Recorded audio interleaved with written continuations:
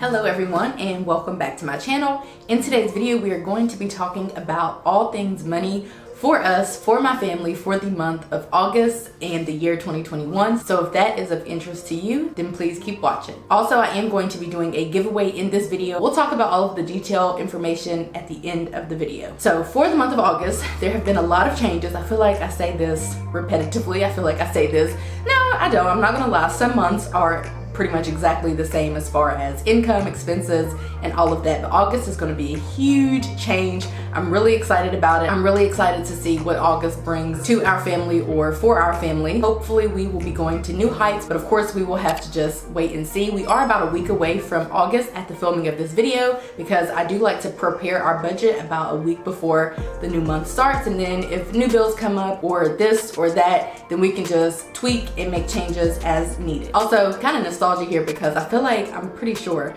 my first budget video, my first monthly budget video was in August of 2017, which is when I got on YouTube, I think. I'm not too sure, but I feel like, I don't know, it's kind of nostalgia. I do ask myself, why do I keep doing these same videos over and over again? Because I just feel like the videos are kind of repetitive, but at the core, I am committed to just kind of leading by example and sharing our wins, our losses, all of that fun stuff. Also, we have not reached financial independence. We are well on our way. I've recalculated some things. If we went like super hard, in 10 years, we could probably be at financial independence, which then means that working in corporate America for the both of us becomes pretty much optional, because what we are earning on our investments would replace the money that we earn from our day jobs. We're not quite there yet. Currently, we're on track to do that in like 20 years. So honestly, our journey to financial independence, to FIRE, we're some years away. So that's also another real motivating factor for me to do these videos every month. But we have talked enough about that. Let's go ahead and talk about our financial to-dos for August. Then we'll talk about our goals, and then we'll talk about our actual monthly budget using our actual real numbers that I'm thinking are going to be our real numbers, because my husband hasn't started his new job as of yet. First up, my mother-in-law is having a birthday at the beginning of August, so soon. So what we've conjured up is pretty much what we did last year, which is a dinner out or a brunch out, you know, her choosing, kind of a dinner out and a gift card and a regular card or some cash or something like that. So that needs to take place, you know, relatively soon. So we need to be mindful of that. So we are, you know, kind of proactive about it. Next up, my puppy girl has a birthday in August. And I know what you're thinking. You're probably wondering how I could possibly know this young girl's birthday whenever she came to us as a rescue 5 months ago. Well, when we took her to the doctor for, I guess, what was her first official vet appointment, I think that was February the 25th, and she told us that she was about 1.5 years. So we just tacked on 6 more months, which means that we will celebrate her birthday August the 25th. I'm not confident that that is her birthday. We don't really know how old she is exactly, but we're gonna celebrate her birthday on August the 25th. And it's kind of like also celebrating, you know, her adoption day and sort of kind of like a homage to that. So I need to order her things. It's like $30. She's getting like a couple of things. It's fun. We're gonna do it. Next up, my husband's birthday is at the beginning of September. These beginning of the month birthdays really throw me for a loop. So in my potentially being proactive, I've been asking what he wants for his birthday. He never really has any idea outside of like the new Madden or the new NBA 2K, which sometimes he wants that, and I don't know that he even really wants that. I think he just says it because they come out around the time of his birthday and it's just something. So, but he has told me one thing that he wants is like $5 or $10. So I will probably begin just purchasing things here and there. Additionally, my birthday is in September as well, 11 days after my husband's. So as you'll see whenever we get to the budget, I am trying to kind of make space for either of us to begin to do a little shopping. Well, I should probably complete my shopping in August if I'm really being proactive, but I have made room for that in the budget. Next up, we need to resume dog training. I think we talked about this, we did last month, about resuming it in July, but honestly, with like my niece being here and all my best friend and all the, you know, all that has been going on, it's been a lot. Like my husband's new job, me applying for and interviewing for jobs, me taking these college classes. With everything that's been going on, we've kind of like pushed dog training to the back burner, but I do want to resume it. You know, the goal was always to resume it in August anyway. So we're just going to bring that to do over from the previous month, and we're going to shoot for resuming dog training in August. The next thing that we want to do is resume additional investing. Like I just mentioned, we're kind of like in the works trying to figure out what that's going to look like. So I guess I don't need to talk a whole bunch more about it because we just talked about it, but that is a to-do for the month of August. Next up, we need to cancel my husband's health insurance in the month of August because on September 1, his health insurance with the state will start. And so we need to go ahead and cancel his health insurance so that we don't get paid, so we don't have to pay the bill, because the bill actually is due on September the 1st for the health insurance that we pay, like, you know, out of pocket. That's due September the 1st. I'm not trying to pay it if his new one starts on September the 1st. So I want to cancel it at the end of August or whatever to make sure we don't have to pay it in September, which I'm really thankful for that, because I'm just thankful for the benefits, the back to like having good benefits and 401k matching and all that kind of fun stuff. I am excited for that. And then lastly, I need to call Progressive regarding a speeding ticket drop for my husband. All I know is that like 4 or 5 months ago when I was talking to Progressive, maybe about putting the new car, our new car on our insurance, she was telling me, the lady who I was talking to was telling me that it looks like to her that one of my husband's speeding tickets was going to fall off in the month of August, and to call back to see if that takes place. However, one of my lovely subscribers commented and told me that it may not really like help as much as I would like for it to help, as far as like if it's going to affect the premium that we have. Like, I don't know if it's going to save us money with this current premium, but maybe with the next premium. So for which case, I'm not sure why she would tell me to call back, but we're gonna do it anyway to get the tea. So stay tuned for that. First up, we want to invest $2,000. We will send $1,000 to our joint brokerage account, $500 to my Roth IRA, $500 to my husband's Roth IRA, which is $2,000. Also though, I have been back and forth with our financial advisor in that company, and I feel as though we may have to tweak something here, but I'm trying to figure out how to get us back on track, because we were skipping July for additional investing to build up our buffer, but some stuff has hit the fan, obviously. So therefore, I'm not really sure what we should do about, long story short, my husband's payday that we're thinking is going to be at the end of August, for which case I decided that it would probably make the most sense to just switch our investing from the beginning of August to the end of August. But we may have to make that payment at the beginning of September, which then would kind of throw everything off, because that would look like we're missing 2 months and we have a certain number that we're trying to reach. So basically we might either make a payment at the very end of August, depending on when he gets paid. He goes to orientation and learns all about everything next week, so I'll have more information then. But as of right now, we're thinking that we may have to double up payments in September, or that might be what it kind of looks like. We'll just have to stay posted for that. But I do want to save the $2,000 at least for sure in the month of August. Next up, I want to make the minimum payment for our Ashley furniture. So very, very long story short, I ordered our furniture months and months ago. One piece is here, another piece is coming. And while they did technically deduct the balance from our card, we didn't actually get fully charged for the amount. Like, it didn't technically like clear, if you will, until like only one amount has cleared, because we've only gotten one piece delivered. So we're waiting on the next piece. They're thinking it's going to happen in August. We already do though have the minimum payment for the love seat, and so we do need to make that minimum payment. We're actually going to make more of a payment, which we'll talk about when we get to the budget, but it's kind of tricky because the other piece might come in August. And yeah, we'll just have to kind of work out all of those kinks. But I do want to, I want to kind of figure out a plan, I guess a better plan, which again, we just kind of have to wait and see to figure out how we should go about paying off this card. I do have an Ashley card, fun fact, I literally never use it. But we need to figure out how to go about paying off the card, because I'm thinking it's certainly going to make way more money to have our money go towards investing. However, you know, having a credit card balance doesn't sit right with my spirit. So this is the only card that we have that that's going to carry a balance. It's only just gotten a balance technically as of this month in July. So it's the only credit card that we have that carries a balance. So, you know, I want to get it paid off, and I'm in a rush to do that. And I'm normally in a rush to pay off credit cards and to pay off debt and to really do a lot of things that are related to finances. But I'm thinking, because it's interest free for 6 months, we may pay off the balance, like pay exactly enough each month to make sure that we are able to pay off the balance before the 6 months in and we don't have to pay any interest.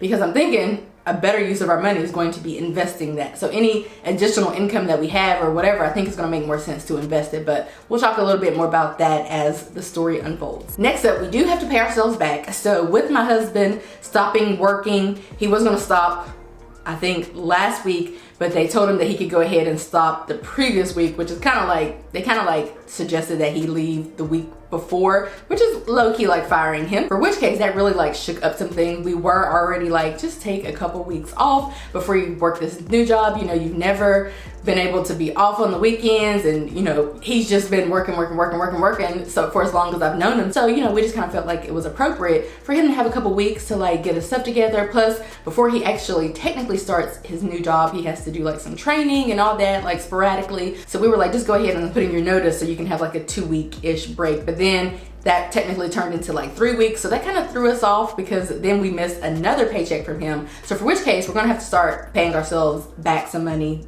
That basically we need to put that money back. So for the month of July, we need to pay ourselves back $1,500, and by pay ourselves back, I just mean put the money back in the savings account. So that's pretty much the loss that we've taken right now. Could be even more of a loss, and of course he doesn't actually get his first paycheck. See, that's the tricky part. The tricky part is that he still won't get his first paycheck until like a month and a half later after leaving the previous job. So we may have to borrow even more money from ourselves. So stay tuned for that. And actually, those are all of our to-dos and all of our goals. So let's go ahead now and talk about our actual monthly budget. For our income, we are budgeting $8,550. This is really just a guesstimate, and we're hoping that that's going to be a real thing, but we really need to see my husband's check first. What we've decided is that, honestly, I guess I could probably talk about this in another video, but I can tell you now what we're thinking. I just kind of like to have my thoughts together before I just randomly throw out like things that we are going to do. I like to like have my ducks in a row before I do that. But what we're thinking is that we think we know what his check is going to be, like the official amount, and we are thinking that we'll take home half of it, or he'll take home half of it, and then the other half will be split between taxes and different insurances and most importantly his 401k. So we want to make sure that we're putting the vast majority of the check to a 401k. Honestly, to be honest, don't quote me on this because we could change our minds, but we're thinking like depending on how much insurance is going to be, or how much this or how much that, like depending on what all of that kind of stuff looks like, we're thinking we want at least $1,000 each month from his full-time job to go to 401k. We need to wait and see, but that's what I'm thinking, but stay tuned for that. So again, we're budgeting $8,550, and we are hoping that that is going to do the trick. It could vary a little bit, but we're thinking that's going to be pretty good. So how are we going to spend the $8,550? Well, we're going to talk about that. We like to assign a job, name, duty, assignment to every dollar that comes into our home, and we do what is called a zero-based budget or an every dollar budget, which means that your income and your expenses are the same because you're not leaving money to chance. When you do a zero-based budget or an every dollar budget, I find that it just leaves less room for error, which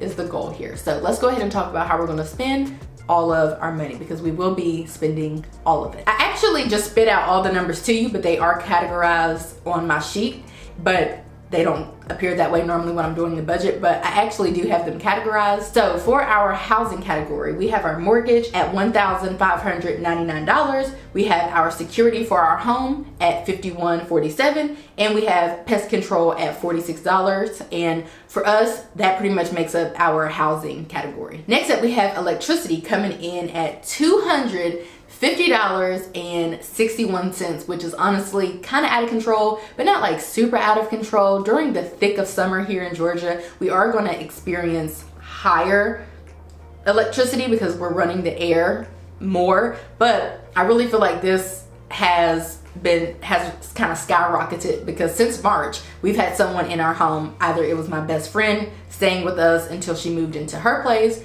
or maybe she came in March, I think it was March or the beginning of April, or we have had, well, the dog came in February, let's be clear about that, but also my niece has been here for about a month, maybe more than a month. So we have a smart system that will shut down, and it actually knows, like what we do, like it knows our routines and whatnot. So it'll shut down whenever we're not here or whenever we're asleep, or like different things. We can control the settings. But with people being here kind of nonstop, And you know, I can't not have air on whenever other people are here or whatever. So I really think that that has a lot to do with why this electricity bill is so high. It's not like I've never seen a $250 electricity bill, because I have, but I feel like I haven't seen it in a while. It's normally about $100, so that was a shocker. But anyway, also in the utilities category, we have phone coming in at $80. That is through Cricket. We pay $40 for unlimited everything for me, and $40 for unlimited everything for my husband. We have cable/internet coming in at $105.80. We have $70.80 going towards our internet, and then we have $35 going towards Sling TV, which is like a streaming TV service. And then finally, we have water/sewer, which cable and internet aren't necessarily bundled. They're just bundled on here. I should probably separate them because they used to be bundled, but now they're not anymore. But water and sewer actually are bundled, coming in at $36.60, which y'all know my theory. That is the least amount that they can charge us, because it's always $36.60 unless we do something drastic like, you know, that time my niece played in the sprinklers for a month long, or, you know, something like that. But for the most part, it's pretty much always $36.60. So next up, we have the lifestyle category. And I'm literally like cracking up at myself, because I've always had these categories for as long as you guys have known me. I've had these categories, but I can't remember like really separating the categories out like this. But anyway, for lifestyle, Reckless AF is first, and that is going to be $246. And Reckless AF is basically money that my husband and I can spend frivolously and just whenever we want to. Now, truth be told, we don't buy a whole lot of things. If you ask me, I'm gonna spend my money. Maybe I'll buy a new pack of pens, maybe, but really I have way too many. Or maybe I'll buy like this or that. But for the most part, I'm gonna spend my money on hair and nails. However, I have not gotten my hair done in like a month. That's a situation. And I don't know that I will in the month of August. I'm thinking I'm gonna go ahead and, you know, end out summer in the natural, and maybe I'll try something else in the future. I'm not really sure. Maybe my birthday month, I might do something in September. But in August, I'm thinking I'm gonna keep doing this, and then my nails do need done after filming of this video, actually. But they are the dip nails, so I'm just kind of stretching them because they have to come off anyway. With the dip powder, you have to basically take off your nails anyway and then put on a new set. So that's why I can kind of just do whatever. If you're doing acrylic or something like that, then you run the risk of your nails lifting if you let them grow out. So then you have to get them, they have to like repair the nail or whatever. Like you have to get it taken off, and that's gonna be way more expensive. So I don't recommend just letting your nails do whatever they want if you're not wearing the dip nails. But nobody asked me about that. But that is what Reckless AF consists of. Also, my husband, however he wants to spend some of the money, he can spend it. For years, it was separated, but really, it was so weird because it was always like I was going over 1 month, and then my husband was under, or we flopped it. So I'm like, why don't we just combine them? So $246 to be spent absolutely recklessly, and we spend all of it. Next up, we have donations/gifts, which I had to do a double take because I'm like, girl, that's kind of high. So $350. Let's talk. My mother-in-law, we're thinking like $100, $150 for all the shenanigans related to that. You know, just a couple years ago, my husband bought her a brand new washing machine or something for her birthday. So, I mean, I feel like she continues to get nice gifts, like, you know, $100, $200 gifts for Mother's Day and this day and this day and this day. But we've definitely, like, this is more like a normal type of thing, like 100, 150 for her for all her shenanigans throughout the year, which she gets, I mean, it's a lot of shenanigans, Mother's Day, and you got Christmas and whatever. So we're thinking $150 for that. We always budget a good $50 to $100 for smaller miscellaneous giving, just naturally, because we don't want, you know, someone to get engaged and we can't send them an engagement gift, although I don't do that for everybody, just really the people who got me a gift or an engagement gift, like I feel like is only right to reciprocate. Or, you know, somebody might have a baby shower or something like that. So we always budget for that. And also I want to let you guys know that I don't share any large giving that we do because I feel like it's inappropriate. So sometimes, I mean, honestly, I can say sometimes we are paying somebody's rent because we feel compelled, not like randomly, but because they need it, or this or that, and XYZ, even more than that, and I don't really I guess I don't really know why that would be significant, but long story short, I am budgeting like 100 of it in case I do want to get started with my husband's birthday shopping or finish his birthday shopping. Honestly, again, I'm not really working with a whole lot, just like a $10 gift idea is all that I'm working with so far. The rest will be up to me. And honestly, I'm not really a great gift giver, to be clear. So anyway, $350 for all of those shenanigans and lady stuff as well. My dog stuff will come out of this budget as well, just her gift stuff, although we do have a pet budget. But anyway, moving on to toiletries, paper towels, toilet paper, things of the sort. $50 for that. Then we have house at $150. Literally, I already know what I'm gonna buy for the house before the month even gets here. Like, I already have the $150 spent in my head before the month even gets here, which is probably a problem. But I wait. I like wait it out and wait until the new month gets here before I make my purchase for the house. But we are going to do $150. Next up, we have pet coming in at $300. $150 goes to her regularly for her needs, her food, and her wellness plan, and all things wellness, basically. And then the other $150 is for her dog training.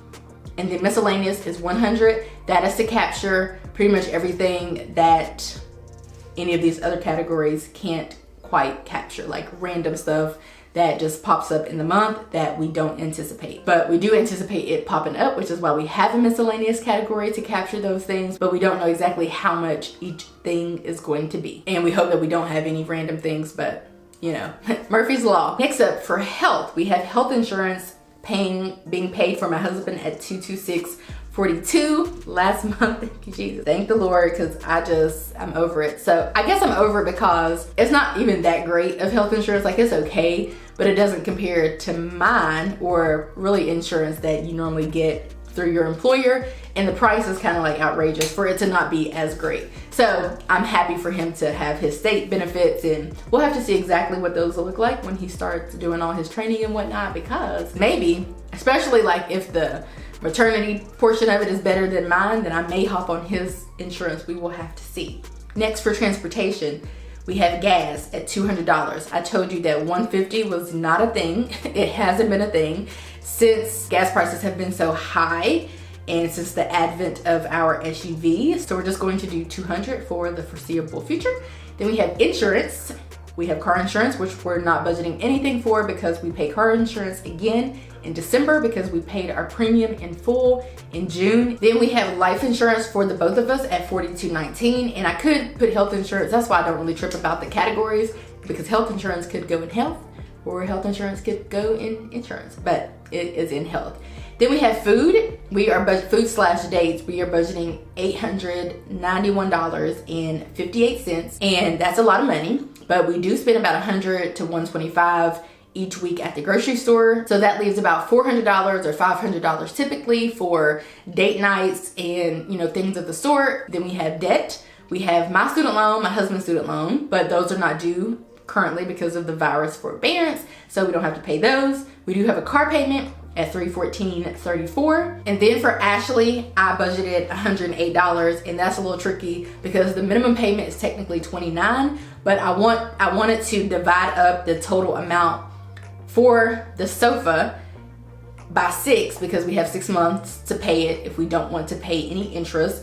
And then I just put that amount on there. But if the other piece is delivered in August and we're officially charged for that amount, then I'll have to bump up the amount to probably like $250, maybe like $220, and we'll have to pay about that amount for 6 months to avoid paying interest. But again, we could also just kind of like pay it off and like be done with it, or we could continue to ensure that we're putting money towards investing, because literally we're going to make money doing this as opposed to paying off this credit card. Like, we're not going to lose money because there's no interest. So stay tuned for that. Remember, I told you that we were going to have to pay ourselves back. So I have it in here under debt because technically that's what it will be.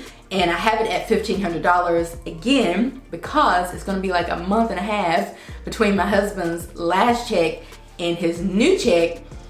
We may even have to pay ourselves back in September as well. So we will just have to see. There's beauty in managing your money and having a savings account and all of that. But, you know, at whatever point, if you use some of that money, you have to put it back more than likely. So there's beauty in it, but then you just kind of maybe have to owe yourselves. So that's the thing for the month of August, and that's all of the debt related stuff. Lastly, that brings us to savings, and so we just have the $2,000 that would go towards retirement. That's pretty much all that I can think of at this moment. So that was a mouthful, I understand, but I hope that you guys, learned something or got something from it.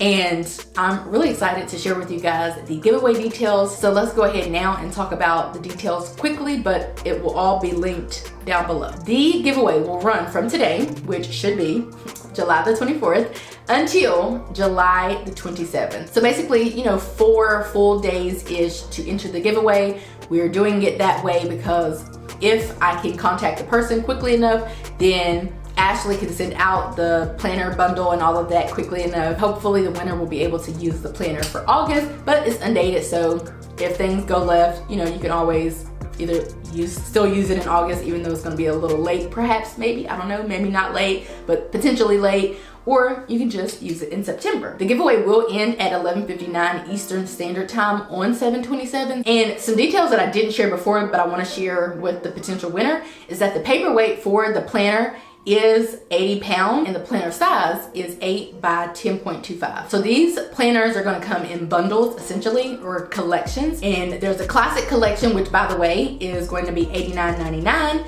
and I'll pop it here. The deluxe collection is $129.99, and I will pop it here, and the premium is $179, which I will pop here, but the color will be random, so you can pick the bundle that you want, whichever bundle that you want, but the color will be random. Like, there are multiple colors. You guys have seen mine, which is white and gold, basically, but there are other colors, but it'll be random. Also, I have a few other details that I can share with you guys about the planner, and that is that I will have a code. It will be Shay10, and you can use it for 10% off, and there will be an introductory shop sale, and you can stack my code with the introductory shop sale to get all of the savings that you will need. I don't know the shop sale percent or amount or whatever, but I'm assuming 10% with whatever the shop sale is will get you, a good amount of money off. Also, anybody in North America will be able to purchase, so folks in the United States and folks in Canada. But anyway, I will be picking the giveaway winner at random. The Gleam link will be down below. All you have to do is be subscribed to my YouTube channel, be following me on Instagram, and following Fancy Budgeting on Instagram. After you've done those things, you can enter the Gleam giveaway, and I will be choosing the winner at random on the next day, which is 7/28. Then once I hear back from the giveaway winner, I will then forward your information to Ashley at Fancy Budgeting, and she will handle getting you the actual bundle. Okay, you guys, so I know that was a very whole lot, but we have come to the end of this video. I hope that you guys enjoyed it. Don't forget to enter the giveaway, and I will see you guys in my next video. Bye, guys.